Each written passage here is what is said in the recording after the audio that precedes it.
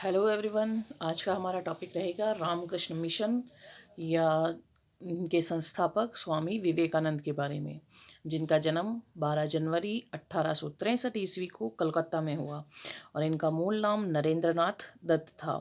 इनकी मृत्यु 4 जुलाई 1902 को हुई। इनके गुरु का नाम रामकृष्ण परमहंस था, जिनके विचारों से ये बहुत ही प्रभावित हुए थे। इनका दर्शन आधुनिक वेदांत या राजयोग कहलाता है।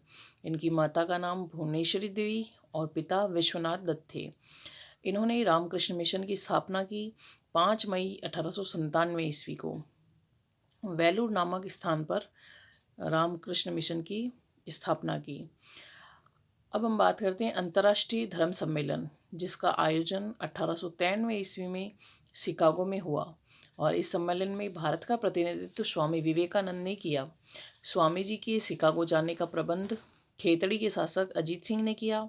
स्वामी जी की वेशभूषा साफा व भगवा चोगा अजीत सिंह की ही देन है। अजीत सिंह ने ही नरेंद्र को स्वामी विवेकानंद की उपाधि दी। विवेकानंद ने रामकृष्ण मिशन की प्रथम शाखा खेतड़ी में स्थापित की।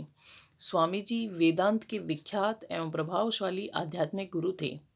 भारत का आध्यात्मिकता से परिपूर्ण वेदांत दर्शन अमेरिका और यूरोप के हर एक देश में स्वामी विवेकानंद की वक्तृता के कारण ही पहुंचा।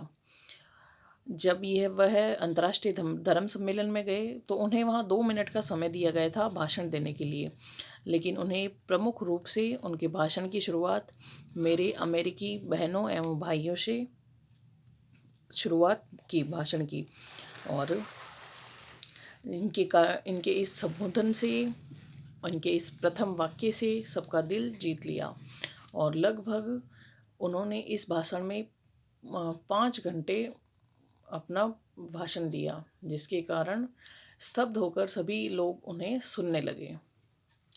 अब हम बात करते हैं 19वीं शताब्दी में सामाजिक व धार्मिक आंदोलन के क्या कारण रहे थे।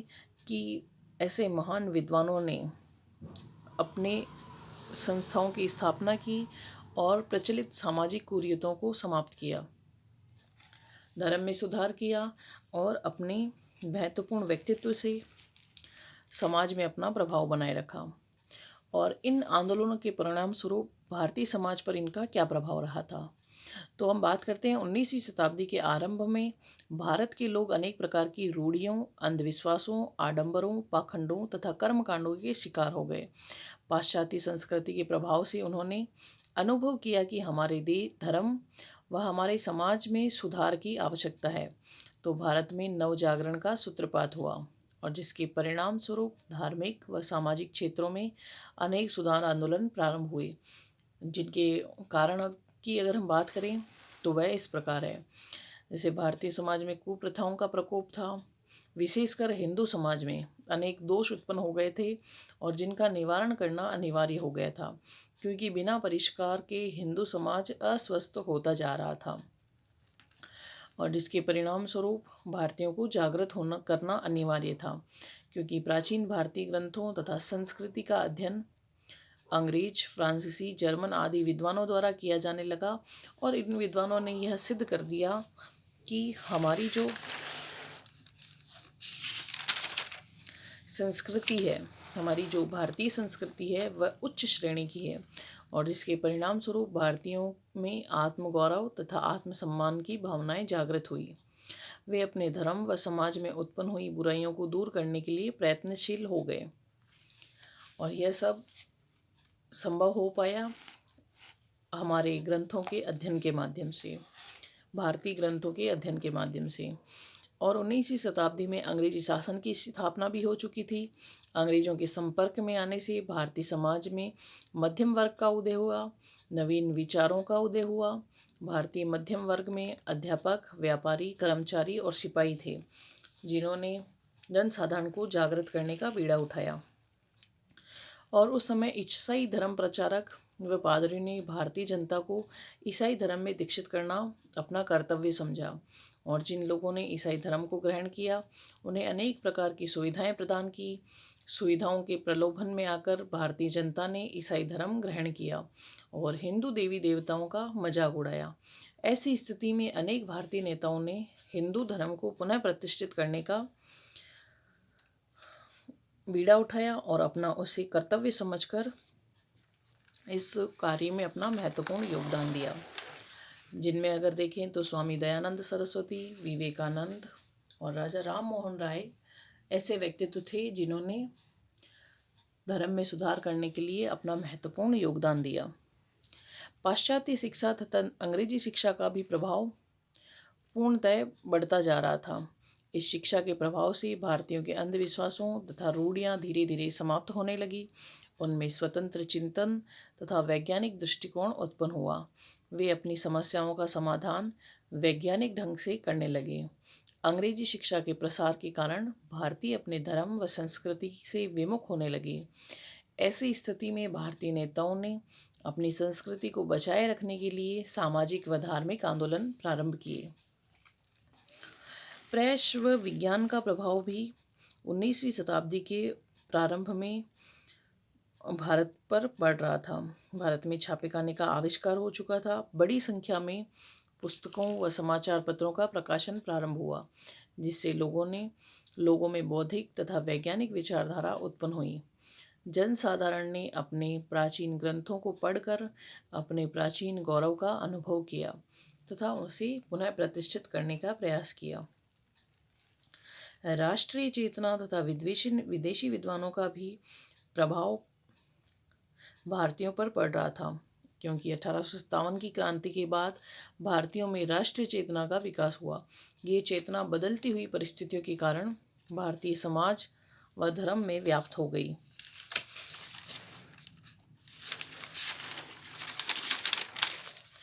इसी क्रांति के दौरान भारतीयों का अनेक विदेशों से संपर्क हुआ, जिसके परिणाम स्वरूप भारतीयों में राजनीतिक, सामाजिक और धार्मिक दृष्टिकोण परिवर्तित हुए।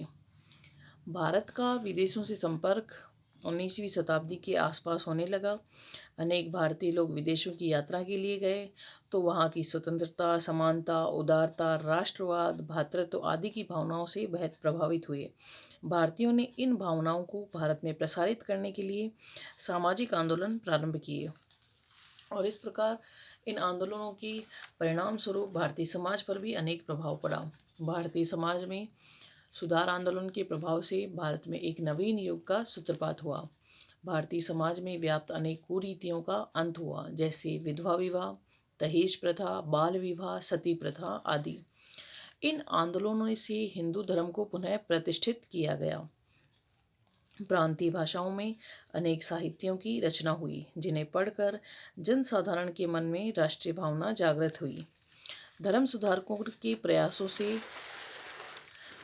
DAV कॉलेज, मुस्लिम कॉलेज, हिंदू कॉलेज तथा सनातन धर्म कॉलेज आदि शिक्षण संस्थाओं की स्थापना हुई।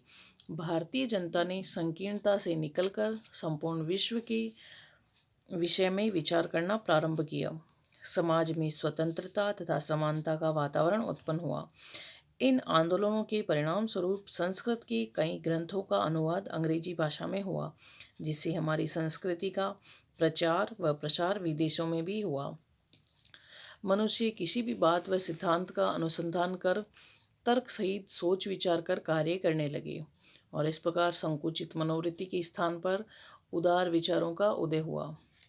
इस प्रकार हमने वन बाय वन बात की स्वामी दयानंद सरस्वती के बारे में, विवेकानंद के बारे में, राजा राम मोहन राय के बारे में, जिन्होंने अपने संस्थाओं के माध्यम से प्रचलित भारतीय समाज में कुरीतियों को समाप्त किया, धर्म में सुधार किया और हिंदू धर्म को पुनः प्रतिष्ठित किया। तो आज का हमारा टॉपिक समाप्त होता है। इसी के साथ नए वीडियो में हम बात करेंगे नए टॉपिक को लेकर। तब तक के लिए धन्यवाद।